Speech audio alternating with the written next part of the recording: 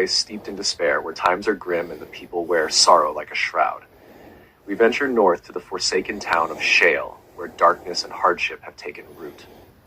The townsfolk are ensnared in a living nightmare, ruled by a madman whose cruel taxes bleed them dry. Still, they cast their votes for him, seemingly enchanted by their own misery. He taxed the farmers until they vanished, levied tolls that halted the wagons, and drained the food supplies until sustenance was a fading memory. Even the dying were not spared. A final, merciless levy was imposed. Thus begins our tale in Shale, where the homeless find no refuge, no sanctuary from their suffering. Frank, the man around whom this tale revolves, is a wanderer with no friends, family, or home, adrift and solitary in a world that has cast him aside. He knew well the dark legends of the derelict jail known as Rens Hollow. On this bitter, moonlit night, he felt drawn to it as if by an unseen force. Snow fell softly, muffling his steps, while the moon's cold glow cast eerie shadows on the crumbling stones. The jail's decaying walls, fractured and scarred, seemed to pulse with a malevolent life of their own. Frank, weighed down by grief and rejection, sought its shelter, hoping for a moment's peace from the torment that had become his constant companion. But peace was hard to find. As he huddled inside the cold, abandoned jail, the memories began to rise, unbidden and relentless, as they always did when he was alone. He could still see the flames, the fire he had set in a desperate attempt to save his wife. She had been sick for months, her medical bills swallowing every penny they had. He had tried everything, begged for help, but nothing was enough. When the insurance company turned him away, claiming their policy wouldn't cover her treatments, something inside him broke. That night, after hours at the tavern, he made a choice that would destroy his life. He thought if he burned down the house, the insurance payout would cover her medical costs. He planned it carefully. She was supposed to be out of the house, staying with her sister, but after an argument the day before, she had come home early, without telling him.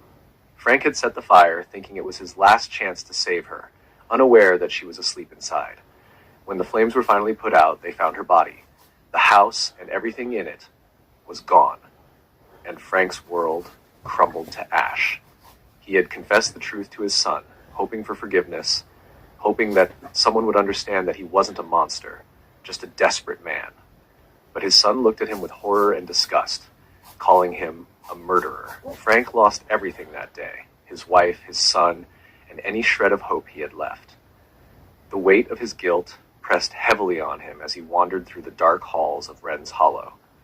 The jail's eerie silence only amplified the thoughts he tried to suppress. Rusted chains clinked in the cold breeze, and shattered doors hung open like gaping mouths. Every shadow seemed to flicker, alive with something unseen. He stopped in front of a small, crumbling cell in Block A, its walls closed and suffocating. Maybe here in this forgotten place he could find a moment's rest. But rest did not come. The cold crept over him, unnatural and piercing, and in the silence, something stirred. At first it was faint, a whisper carried on the wind. Frank thought it was just his mind playing tricks on him. But then it grew louder, more insistent. "What's he doing here?" a voice hissed, dripping with venom. The sound seemed to seep from the walls themselves. Frank's pulse quickened, and he stood frozen, listening. Then a voice, so familiar it made his heart stop, echoed through the corridor. "Frank, is that you?" It was her, his wife. Her voice, gentle yet hollow, called to him from the shadows. Desperate for her, he stumbled out of the cell, his legs shaking beneath him. "Sarah?" he whispered, his voice breaking. He moved toward the sound, his breath shallow.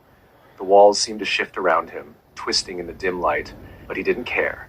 He needed to see her, to explain, to beg for forgiveness. But when he reached out, the figure he thought he saw, her figure, vanished. Only darkness remained.